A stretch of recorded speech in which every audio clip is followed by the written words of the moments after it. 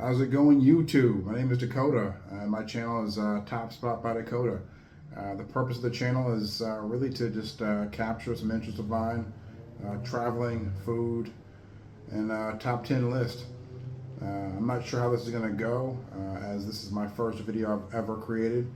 Again, so don't roast me too hard, but you know we'll see how this goes.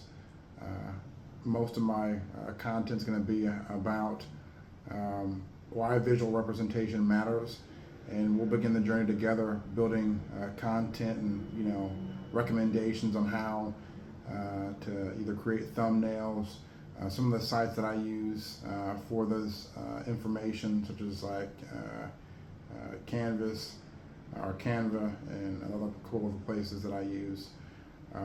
Again, Photoshop by Adobe.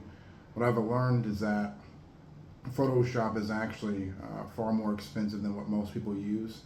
I use that for some of my thumbnails, and again, after taking roughly 5 or 6 days to edit a video and cut that and upload it, I realized there were a heck of a lot easier way of doing this. But again, it's my first time, so I'm not really familiar with the process of any of this stuff. I've used YouTube to follow some other streamers that have pretty simple ways of editing videos. But again, this is completely new to me, and we'll be on this journey together. And again, you can like and subscribe to my page. Moving forward, again, the thing I need to create is a logo for my channel. That's something I have not created yet. I have like a little TBD or top 10 by Dakota or top spot by Dakota little logo. It could be better, but again, I have no earthly idea on what to do with that. So I'm going to learn and figure that out. And as the weeks go by, my content will be way better than what it is. But this is content zero for my video. So again, I don't have any experience with this at all. So we'll just keep going through that and moving on. Some of my experiences is just currently, working with playing around and see what happens. I'd like to hit 100,000 subscribers. For me, it's not really about the income per se. It's just I like to have like a huge plaque from YouTube. So that'd be pretty interesting. But we'll see what happens. I'm not the best at making these videos. So again, you all, once you see this, and you can like and subscribe, and we'll see what happens from there. But some of my other hobbies is again casinos. I love casinos. Again, for me, it's just the thrill of winning. So that's going to be pretty interesting moving forward, and seeing how that transpires on the YouTube page. I may go to a casino or two and list some of the favorite slot machines I like to play at. There's one slot machine that I like the most, which is called piggy banking, and it's basically a bunch of pigs that you're trying to line up, or a couple of slot machines on the actual screen. And once you get 6 pigs in the machine or the screen, and actually pays you a jackpot. So that's pretty interesting. It's pretty cool. Again, I love food. I love going to the Cheesecake Factory. I love going to a lot of restaurants, and again, just really just enjoying life in that regard. So again, it's pretty interesting. Some other things that I want to accomplish with the channel is really providing what you all want to see on the page, as far as what are some of your interests, what are some of the top 10 lists that you would like to see that may not be covered on some of the other channels. I like to cover that here. And again, you can always drop that request into my email, and I'll create that for you. So my channel is going to be pretty broad as far as what it covers in regards to traveling, food, and some of the mysteries there. But again, more so focused on what you all want to see. So if you have a request or you want to see something, by all means, feel free to just drop it in the my inbox, and I'll get to it. A lot of the interest that I see with a lot of people that are starting up is that there really isn't a clearly defined path for monetization that seems to be agreed on by most YouTubers. So what I mean by this is that if it is provided, usually it's kind of kept in secret. So they'll explain to one YouTuber, I got monetized by, either watching, you know, you know, either watch somebody else's page, or they'll just create rain music for 10 hours, and hopefully the algorithm will pick up their specific rain video and they'll get their hours there. So those are some concepts that I've seen other YouTubers use, which may or may not work out. I know for like the 10-hour rain videos, the biggest thing is getting viewers to watch that. Like, you may cover the monetization feature as far as, or you may cover the basis as far as, individuals actually, come into your page due to the fact that your YouTube video is 10 hours long, but they may not actually, you not get the 1,000 viewers to your page. So that's pretty difficult. So again, I'm trying to get to that point. So we'll see what happens as I kind of go through this YouTube journey, as I learn through this. Again, Canva is my best friend as far as the thumbnails are concerned, as well as the banners. They have very good tools for beginners. And then again, as you get more comfortable and you start building the content, you can start creating more interesting, thumbnails that actually have, bold captioning and stuff like that. So that's been my struggle is for me, I overthink things. So, I have to have like a perfect thumbnail as soon as I start the process. And so I'll get OCD when it comes to that point, and it's really just interesting for me. So really just working through that process and trying to get something that's that I think is good though. But as I go through the process, I'll get better, and maybe instead of taking 2 or 3 hours for a thumbnail or something like that, then I'll actually just take maybe 15 or 20 minutes.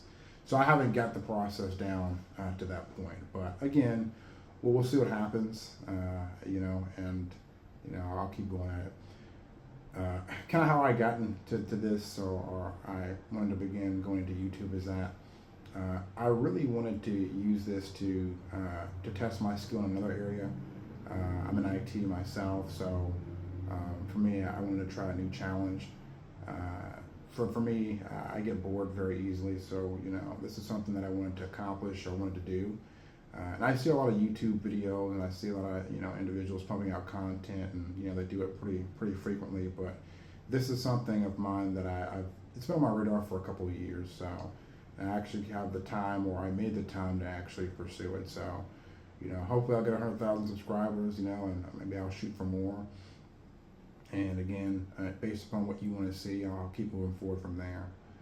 So that's why I find the most interesting about this entire process. Among other things, there are several different ways to get views that I've read so far. But the biggest thing is just getting the algorithm. So this may take me, like on average, maybe 4 or 5 months to get monetized. And that's if I get the number of videos put out to address that. I mean, again, I'm not that interesting of a person, I'm a very uninteresting person. So that may be, roughly, 8 months for me easily, because I'm just not that interesting of a person. We'll see what happens. So, I'll go through, I'll upload a YouTube video every day. I'm not sure what I'm going to talk about, but hopefully it's something interesting, and maybe something, a different top 10 area that you weren't tracking originally. But, we'll see what happens with that, because, again, sometimes I bore myself. So we'll see how it goes from there. But, again, this has been pretty interesting. So one of the things I wanted to really bring up is just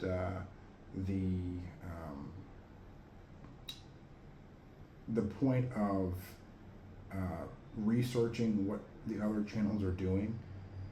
So what I've learned so far is that the keywords are very important to what you're utilizing, as far as getting users to click on some of your pages and some of your videos.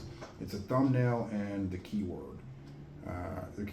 So providing keywords is going to be pivotal as far as finding your market and creating a niche within a niche. So what I mean by that is, if my niche is going to be traveling, it's going to be top 10, it's going to be traveling, and it's going to be different foods and destinations throughout the world. And so within that is going to be, focused on countries. So maybe, if I'm looking at, France, maybe I'm doing the top 10 list of foods within France. And then from that point, I can branch out and look at, some of the top 10 customs, some of the top 10 cultural perspectives from France. What are the top 10 pastimes in France? Really branching out from that perspective. So you can really get detailed and granular as far as creating videos. But at a certain point, you want to find the areas that aren't really targeted by the public. So maybe, if you do the top 10 desserts in France or something like that, that could be like a sub niche of a niche of a niche that actually gets, attention or views for that. So I found that pretty interesting for me. So I'm just learning this process, and it should be pretty interesting as I'm actually applying this information to my YouTube videos. Listen, I'd be happy to successfully complete a video at this point, and that's an accomplishment for me. If I get some views, that's even great. But this is more of a hobby for me right now, and if it takes off, then I'll devote more time to it. And if not, well, again, I thank you all for visiting my page. So, but we'll definitely see what happens going out over time. Another thing that may help some of you, some of the struggles that I have, is that when you're going through the creation of your YouTube page, a lot of people get hung up on the banner. The banner was my biggest issue for me, as far as what was going to be covered. So I didn't understand really what the banner top, so that was a topic of interest for me, was looking at the banner, what was being covered, what would you need to do to provide information to look at that. I didn't understand any of that at all. So I really needed to look at the banner to really get a good grasp of what we're going to be doing. So case in point, on Canva, you're really fire hosed with a lot of information. So for your YouTube profile picture templates, there's a lot of stock imagery there. And again, if you want to put your face within like the YouTube thumbnail, you can. But I would focus on creating your banner first. Your banner is going to be the welcome mat for your YouTube page.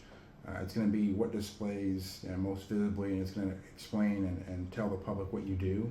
So I spent the most time on my banner. I got very frustrated, not because the information on Canva was incorrect, but as I couldn't decide what I wanted to do for the actual banner, and really figure out what I wanted to do. I finally settled on something that I think is a good start, but I'm definitely going to have to revise that moving forward, because I don't think it grabs the attention of the public, and it's not colorful. It's pretty subdued and green. I think I need more color for that. So that's something I've really realized at this point, that moving forward I'm going to have to work on. But as I pump more videos out and as my content gets better, I believe these issues that I'm having will go away pretty quickly. Let's see what else. For the background music, if you have background music within your YouTube videos, you don't have to have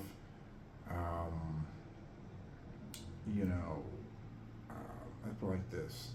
You don't have to pay for a subscription to get copyrighted music, or to get uncopyrighted music. You can go online and find that and just download as an overtone or overlay to your music, to your YouTube video if you would like. I I do recommend going to some of the other organizations to buy a subscription, because the music is way better. And it's going to be something that's going to captivate your audience and capture what you're looking for, versus you using some stock default tone and it's just like, what the heck is this? I don't even know what this is even about. This crap sucks. So that's what I generally do. I would recommend.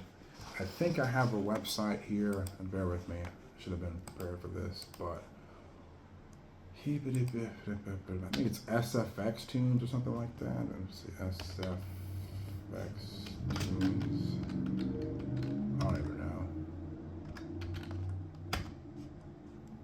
Yeah, it's called Epidemic Sound. So that's a good place that I have a subscription with, and basically it's going to be great for getting royalty-free sounds or music that you have. You don't have to pay. You don't have to worry about the music that you have there being copyrighted, or someone on YouTube saying that you have a strike against you because you use someone else's music.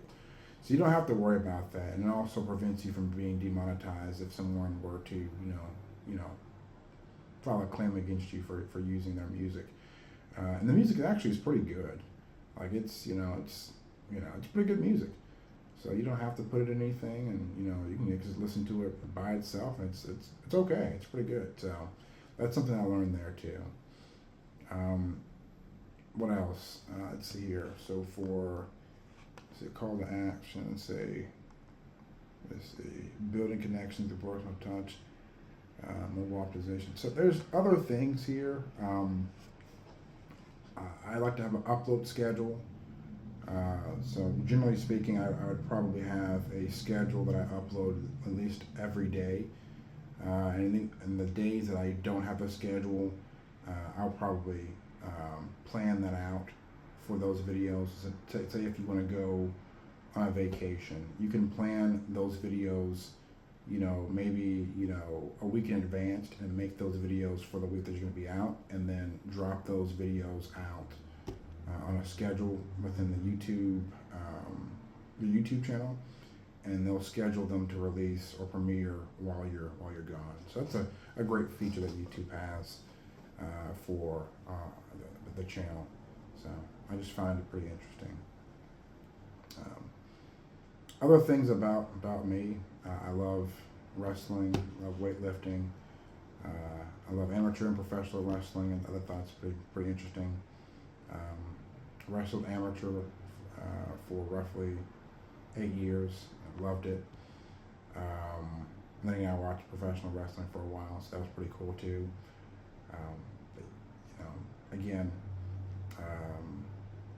I don't care to do it professionally, but again, it's some interesting stuff though. So I got to meet a couple wrestlers, and I got to meet Ric Flair, and then again Booker T at a convention. So that was pretty interesting though. That's pretty cool. But anyways, I kind of strayed off the point here. If you're trying to create your YouTube channel, don't overthink it. A lot of it is if you are a person that likes to be in front of the camera, that's going to be great, because what I've noticed over the last couple of years is that YouTube likes to see their creator's face. So I've seen a lot of faceless YouTube videos, a lot of faceless YouTube channels. Don't get me wrong, they do pretty well. But I seem to think that as far as the audiences are concerned, the audience seems to resonate with YouTube channels that have a face assigned to them. It allows the audience to connect to the individual. It seems to be more fruitful. I have heard that it takes a little bit longer for them to be monetized, but I think in the long run that your face is basically your brand in that regard, and I believe it pays dividends down the road, just by people being able to see your face and be able to see you talk about issues, and that stuff is going to be interesting, and it's going to be able to provide you with probably sponsorships later on down the road if your channel grows big enough, and you'll probably be in a better position than a faceless person on the faceless YouTube channel because you actually have a real audience. Not to say that bots can, get you views if you don't have, a face or something like that. But I believe, after a certain point, it's going to be beneficial for you to be in that position where you have, your face on something. I'm not to that point yet. For a YouTube channel, I'm going to try a faceless channel first and see how that does. And as I get more comfortable with this, I'll start throwing my face on and start, saying, providing, dates, in 1954, this guy was, found guilty, of robbing a bank or something like that. But, I'm not there yet. And again, I don't find myself that interesting, but, maybe that's something that could happen. My other interests are money, and again, being your own boss. And a lot of people are always talking about, how to be your own boss. And that's interesting, but again, you have to put yourself in position to be your own boss. Like you have to either find multiple sources of income. And my point is that in my journey, it's never been passive, right? So my streams of income have always been active, even to the point where I was overemployed, right? I had like 3 or 4 jobs at the same time. So by no means it was not passive. And again, maybe I'll make a YouTube channel on how to do that, but it's never been passive, it's been active. But the biggest thing that I've said here is, is stop building someone else's dream. That's really what it's all about. Stop building someone else's dream. And what I mean by that is that you go into work every day and you provide someone else with guidance and direction to make them successful, or to make some company successful, or to make them millions, or to make them profitable. And if you had a fraction of that time to yourself to focus on what you want to do, to focus on your game plan, to craft your exit strategy, you wouldn't be in the situation you're probably in right now. But I believe because people are trapped within their current situation, it makes it almost impossible for them to do that. So when people are talking about be your own boss, it's more nuanced than that. It's more of an asterisk. I think there's a process that you can take by working multiple jobs and being smart with your money that would be able to find you, or at least win you off of that issue or situation, that you can maybe go find another job or find another position, or use that position to invest into an asset generating entity or item or situation that would allow you to eventually wean yourself off of that 9-to-5 situation where you're trading your time for money. And so that's where I want to be when it's all said and done. I want to be to the point that work is optional. I'm not there yet, but I'll get there. But it's interesting to see how this stuff goes. But I mean, quite frankly, most of my hours as far as work is that I'm up at 5 a.m. and I'm usually in bed by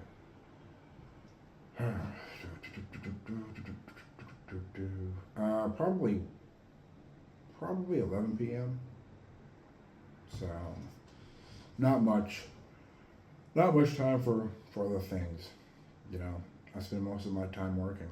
So I'd like to think I'm a better person for it. I could be wrong. But I'm working hard towards what I want to do, and then that's good enough for me. Again, you may be different, but again, what I would do is, for any of you that are in that situation, is that I would build a course or plan of action based upon what your goals are. And then again, if you're grown, right, above the age of 18, I would create a budget. Because for myself, I spent so much money on just dumb stuff that I just didn't need to spend money on. So I mean, case in point, I go out to eat every day. You know, I'm guilty of it today. I go out and eat every day, and that's just because I work so much and I don't have time to really go out there and shop the way I'd like to, and then go for it and go home and then cook that stuff on the stove. I don't have time. I just don't have time. So most of my stuff I just resort to eating out. Is it healthy for you? No, it's not. It is not. I make up for it by going to the gym a lot.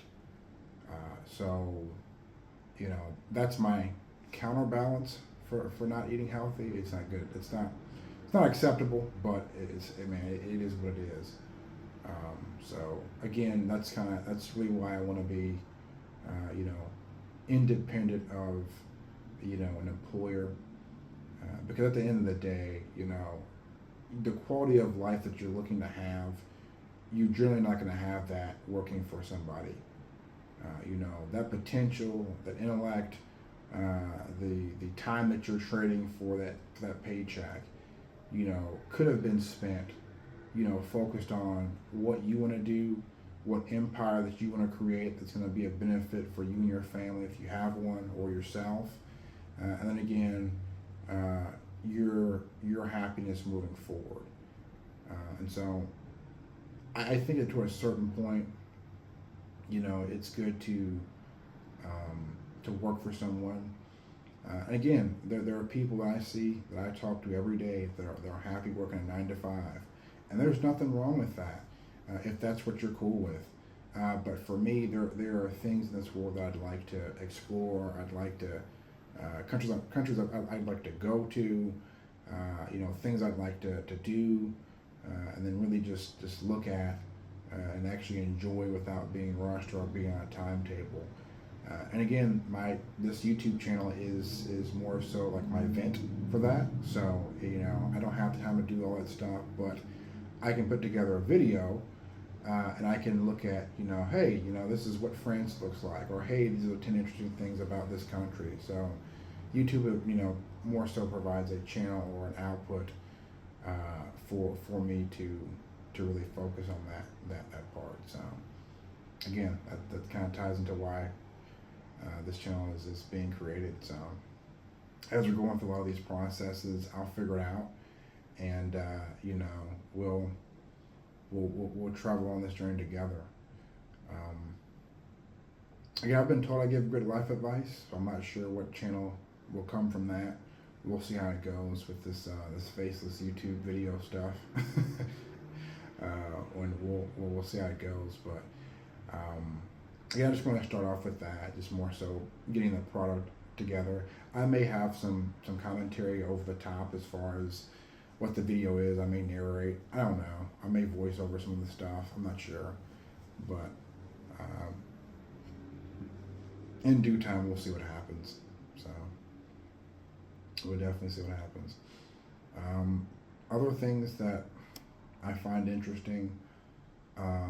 This is more so on the finance or you know, income side of the house, is that there are a lot of things that people that I'm learning about money now at 30 that I had no idea about in my 20s, and it sounds like a cliche, but it's a gap.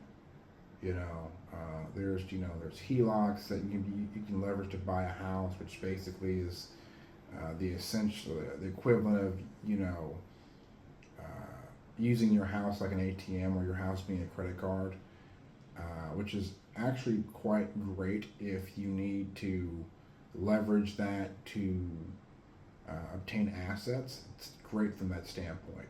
And again, I just learned about that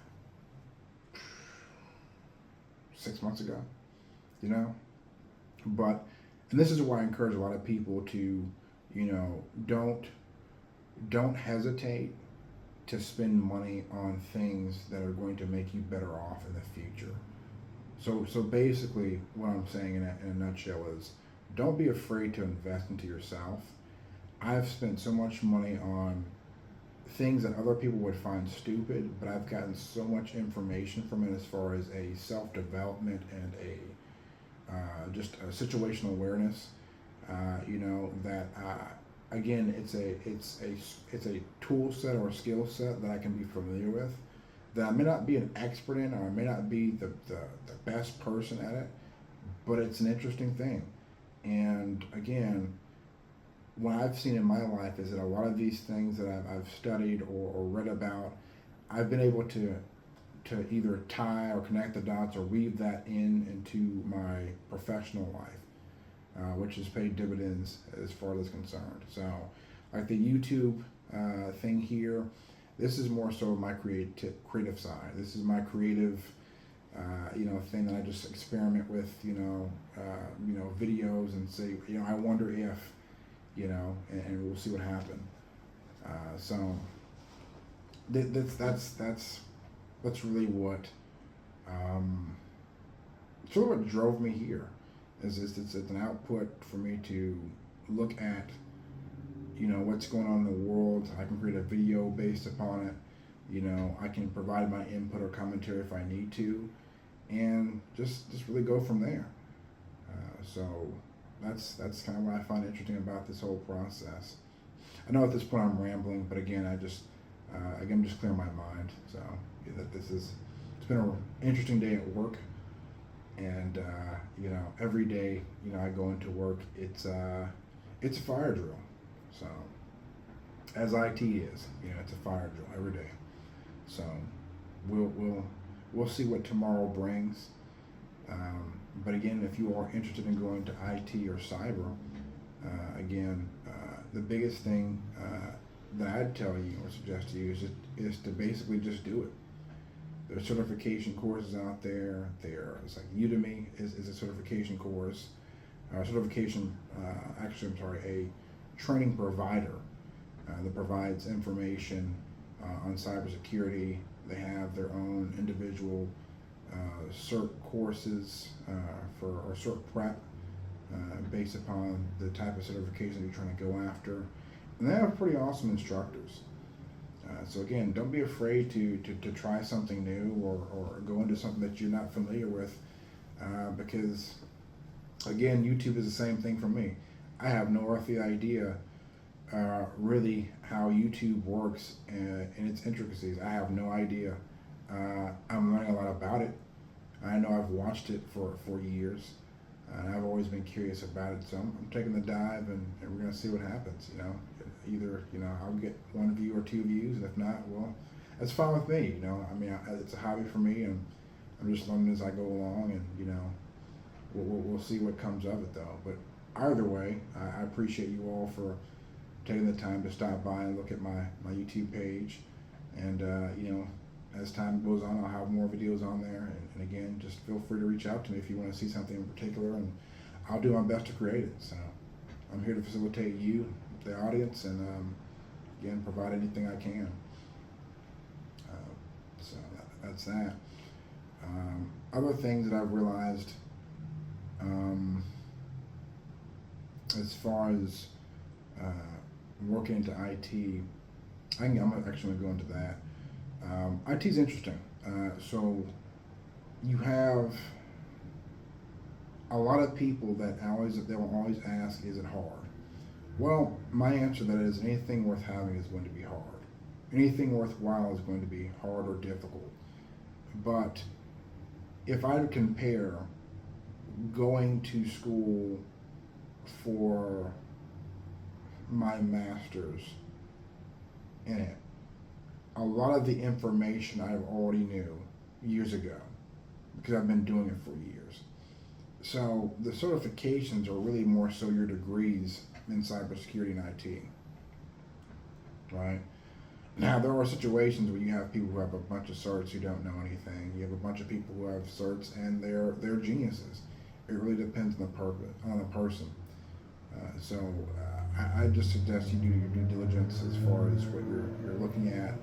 And then within IT and cyber, there's several different pathways you can go.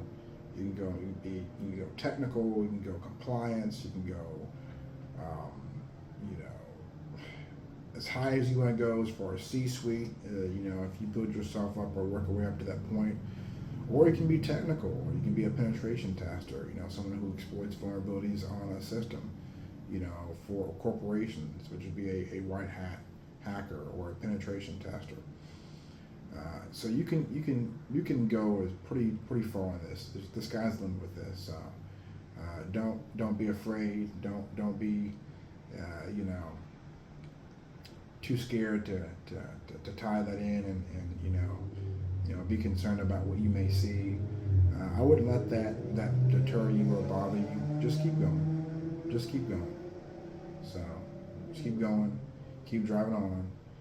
You'll be in a better position because of it, because you're able to actually focus on what you were trying to do. So don't be afraid. Keep on racking that stuff up, man. Getting the information and reaching out to it.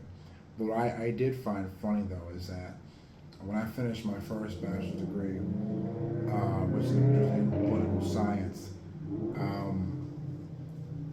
you know, you had all these people with student loan debt, and you know what they'll never tell you is that, you know, you spent, you know, 30K. For me it was 20K was on a scholarship, but you know, 20K, you know, 30K, some of you 100K for a degree. But in IT, you could have just spent, you know, roughly $500 or $600 on an entry level cert, and that entry level cert will net you far more dividends and far more, or will net you more of a return of investment on that one certification than you would with that degree in political science or liberal arts, right? Because you have to look at what you're being netted, right? You have to look at the return on investment, right? So you go to political science, and most of the stuff that I was in there, unless you're going to become a lawyer, you know, there's no point almost in doing it unless you're trying to check a box for a degree. I did it to get a degree and to push on. But realistically, I had several peers that they graduated to debt and they couldn't get a job, and so their answer was, well, I must need to go back to college to get more education. Like, your problem's not education, your problem's money. You know, and so again, the guy with one certification who works at the help desk making 45K is in a better position than that person who went to, you know, college, got a degree in political liberal arts or whatever it was, underwater basket weaving, and ended up getting a degree with, you know, 100,000 in debt, and then now, you know, you got to go back to school to either, you know, get more education, or you're up a creek. So you really have to consider what you're trying to do and what your goals are. And again, looking back at it now, I could have just been fine with you know, an associate's degree, maybe a bachelor's and a couple certifications, and I would have been good to go. But again, these are things that they'll never tell you. You just have to figure it out. And you know, I'm glad I'm able to you know, relay that information onto somebody else. Because really we have a shortage of technical SMEs. That's a real shortage. You know, I wish that we were more geared towards making IT and cyber more for trade school, and getting that information out there and providing alternatives to individuals that are coming out of high school, or maybe they're not in high school, providing them with the opportunity to go forward and to actually pursue these certifications from, you know, a vendor, either ISC Squared, which is you know, a certification vendor, or CompTIA, a very popular vendor. They get certifications so they can start filling some of this deficit we have in IT and cyber. I've met a lot of smart people, and you know, I just wish they were being geared and pushed in the right direction. But for so long, and for some reason, they keep getting steered in the direction of getting more debt, obtaining more debt, you know, and you know, getting, you know, further into debt for something they could have obtained for less than the cost of a college credit hour. You know, and even for the courses that are being taught at these universities for these certifications are almost rip-offs in themselves, because they're charging you $3,000 or $4,000 for, you know, a CompTIA Security Plus course, and realistically, all you need to do was either go on to either Reddit, and then look at some of the blogs or the threads of individuals who have taken the test recently to understand what you need to focus on, or in conjunction with reading the CompTIA book that's been provided, or going on Amazon and doing research and seeing what's the best resource. Going on CompTIA's website and also Amazon to see what the best book is for it based on reviews, and then just doing it.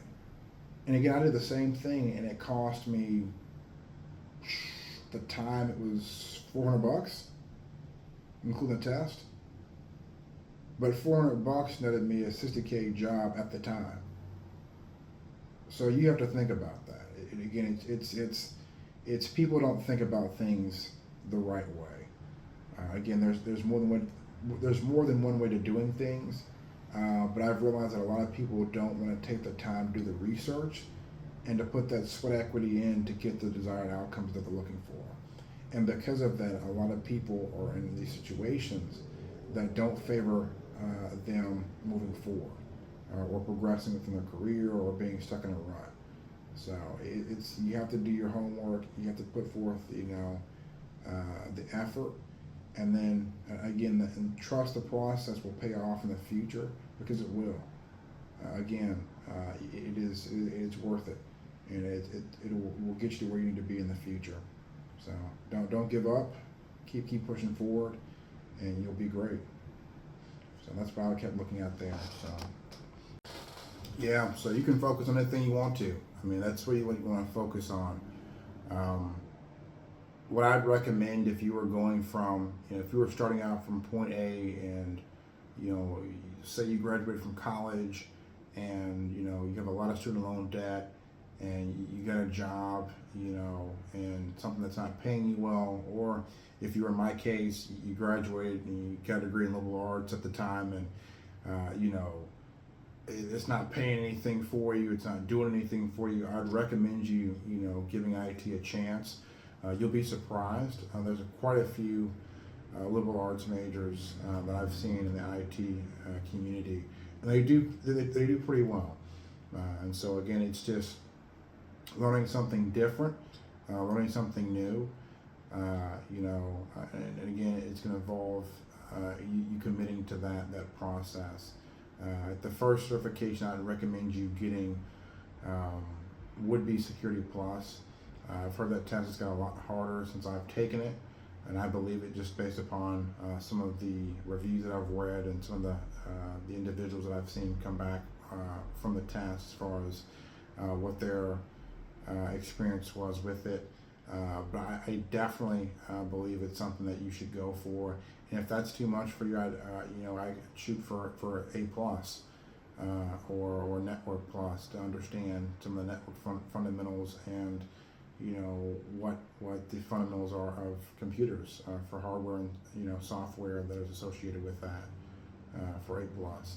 So there's a bunch of areas or ways you can go for as far as getting a certification in that field. So don't limit yourself. Don't put yourself in a position that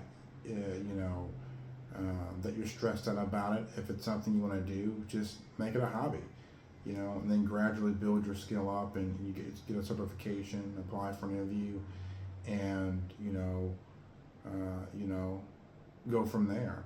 There's several avenues that you can get to get into IT. I preface it with IT and cyber because while everything may be called cyber as a catchphrase, IT is information technology or information assurance.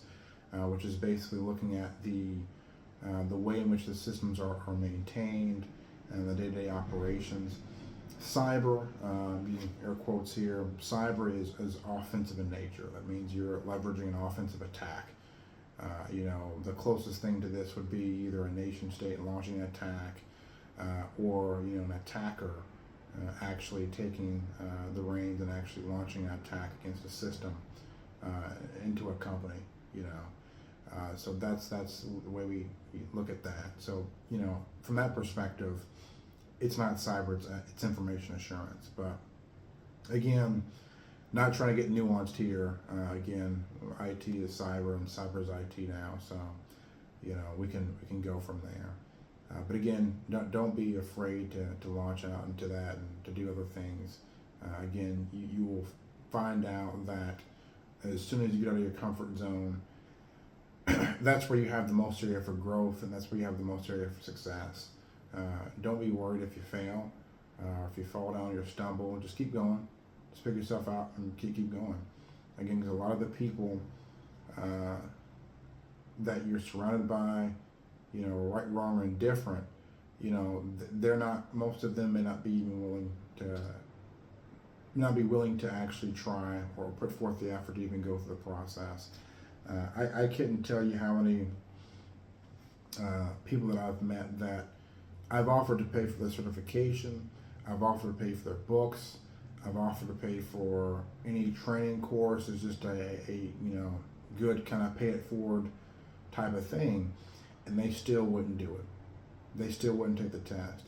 So you can even give people the tools they need, in front of them for them to be great, and they'll still try to fight you over it. So just keep that in the back of your head, man. You start getting your certifications, you start going through that process.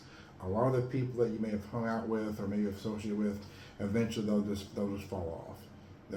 You won't hear from them anymore. And once you post that second or third certification, on your wall or whatever it is, your YouTube or your Facebook post, and they'll start getting real quiet. But again, it's just successful will separate you from your friends, and will separate you from those who are not in the same mindset. So don't get discouraged by that. Just keep driving forward. So that's cool there. But back to the YouTube part of this whole discussion here is that I'm gonna first start off this channel with just traveling exploration, going from the top 10 list of where you all might find interesting, and some places I found interesting as well.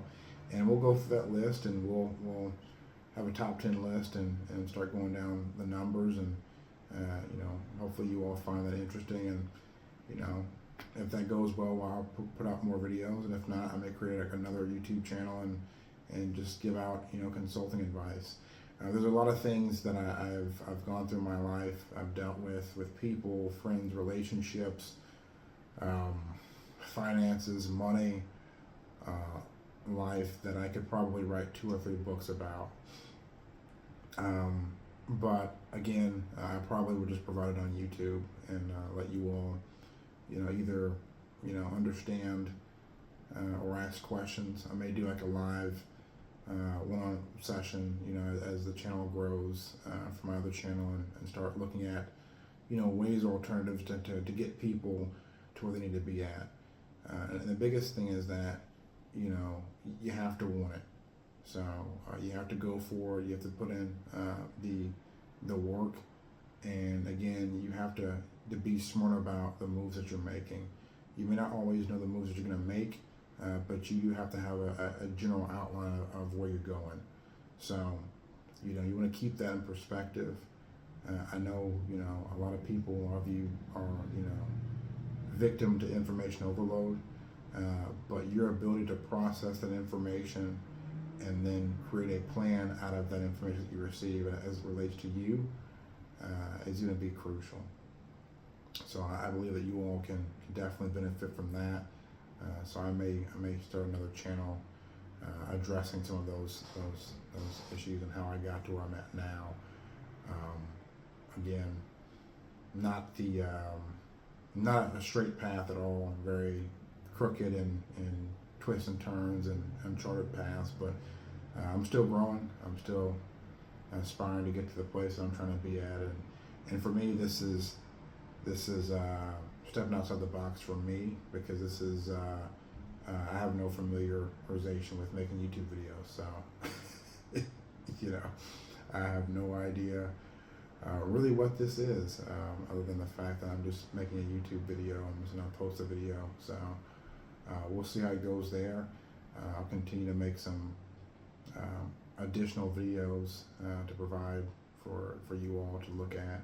So that may be an issue. That may, if it is, let me know. But my first couple of reviews or my videos are going to be posted on um, either France, Germany, or um, Japan, and then it's just more so the top 10 interests, those countries, and top 10 cultural, do's and don'ts.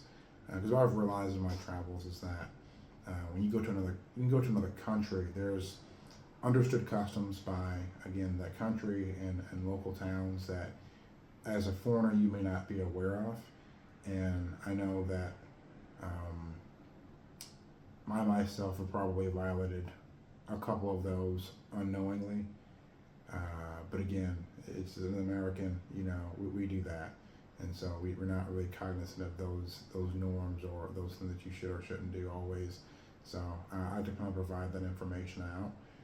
And again, these are the other things that are I found interesting to myself. So it's going to be pretty cool to find that and look how it goes together as far as some of the process that you get. But we'll see what happens or comes of that. But again, I'm probably rambling at this point, so I really don't know what else to kind of go over them. But other than that, my work is going fine. So that's pretty par for the course. So in IT, some days you have a great day, some days you have a horrible day, and some days everything burns down to the ground. So that's just, it is what it is, It is what it is. But again, don't let that deter you from joining the profession, though. It's a great field, a great group of professionals to work with. You will learn so much, just by being in the room with people who are far smarter than you. And again, it'll really make you sit back and be thankful for the connections and the place that you're at, because a lot of my colleagues, they went to MIT, they went to Stanford, they went to great schools, and in IT and cyber, while that's nice, I've seen several individuals who don't have that background at all that are able to speak on the same level, if not higher, as they do, going to some of those Ivy League schools. So it's really interesting to see, because in IT and cyber, it doesn't really matter. The playing field is neutral. No one cares really about your degrees. That's nice. They're looking at your certifications, and more importantly, they're looking at what do you know. How can you solve the problem? How do you account for the issues that you're having within the organization, and what's your solution? And when you're looking to prescribe a solution for an organization, where you went to school is really agnostic to the problem. How are you going to solve this problem? What is your situation, or what is the plan to get us to where we need to be at? And so that's what I love about this field and this profession, is that it doesn't matter where you went to school at, it doesn't matter what you did previously. We just care about what you're going to provide for the organization now.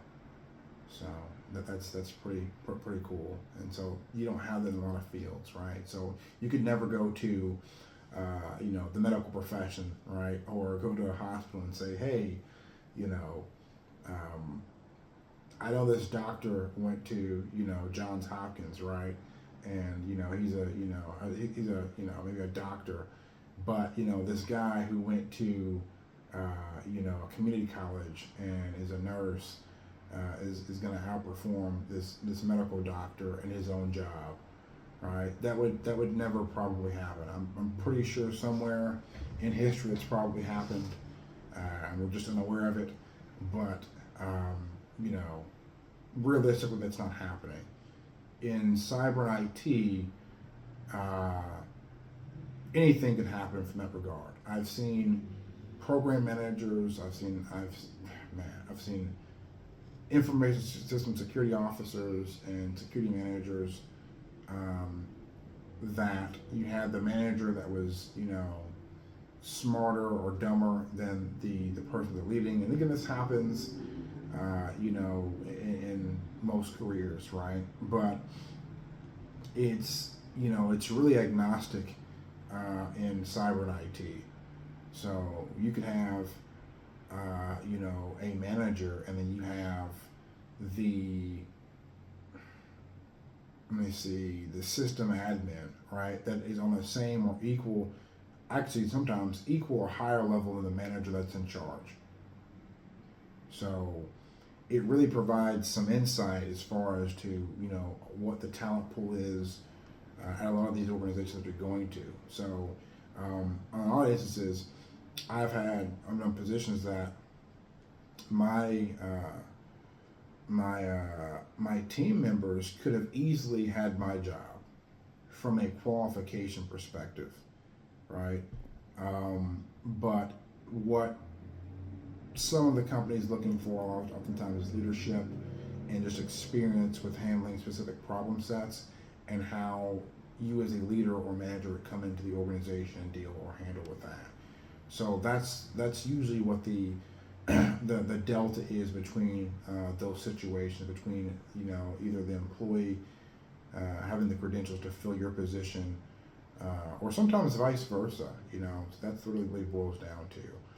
But again, it's an interesting field where there really isn't much ambiguity as far as knowledge. It's you have 5 or 6 people that can answer the same question in 5 or 6 different ways, and the answer will still be right. So very few professions that I'm aware of you can have that type of scenario where that's actually correct. So it's about focusing in or honing in that information, and then providing it to whomever. But again, this is something that I've really enjoyed, and I also look forward to doing for during the rest of my career. Unless I become YouTube famous, and then that's that may change things. But until that point, we'll just keep doing my regular day job and going from there. Again, I went to Western Governors University as far as a master's degree, so it's a great school. That school is highly underrated.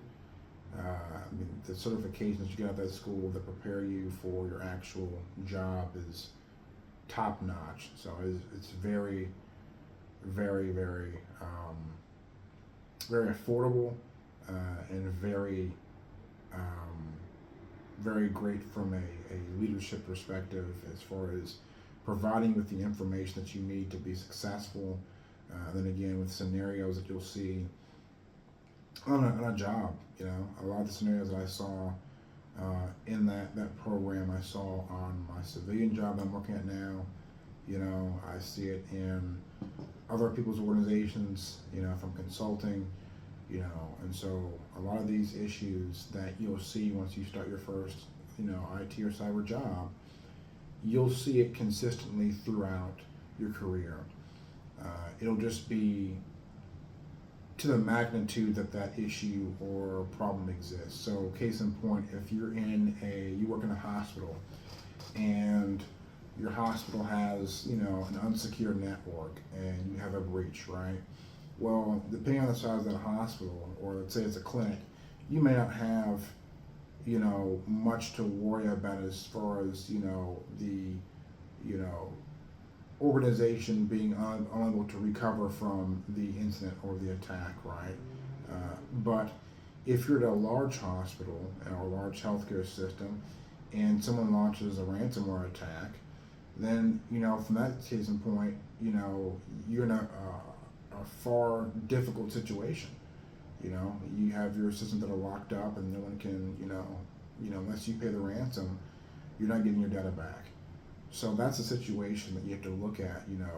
It's a bigger situation And again, that would involve incident response and other organizations that may come into play that your company may have either contracted or they may seek services from a third-party vendor to provide support should a ransomware attack happen. But again, it's a significant issue that a lot of people really don't think much about moving forward. But I still have to say this, is that in this field, you will see a lot of problems that will go, for lack of better terms, will mimic or repeat themselves at different jobs. And if you want to go work federal or government, you'll see those problems. You'll have those problems all the time, regardless of what you do. You will have the same problem at facility A or facility B. It'll generally be either the scope of impact or the amount of resources that are affected by the incident or incidents that may occur. For my first job was leadership, right? We had a lack of leadership. When I went to my second job, we had a lack of leadership. Same instance, right? But the problem is that at my second job, the lack of leadership affected a team of 45, personnel. My first job, it was just 10. So again, that can really throw a program on the wrong side if you're not paying attention to that. But again, I'll stop talking y'all's heads off. Thank you all for your time. I look forward to seeing you in my top 10 list. And again, if you have any questions or comments, feel free to drop them in the chat. Thanks.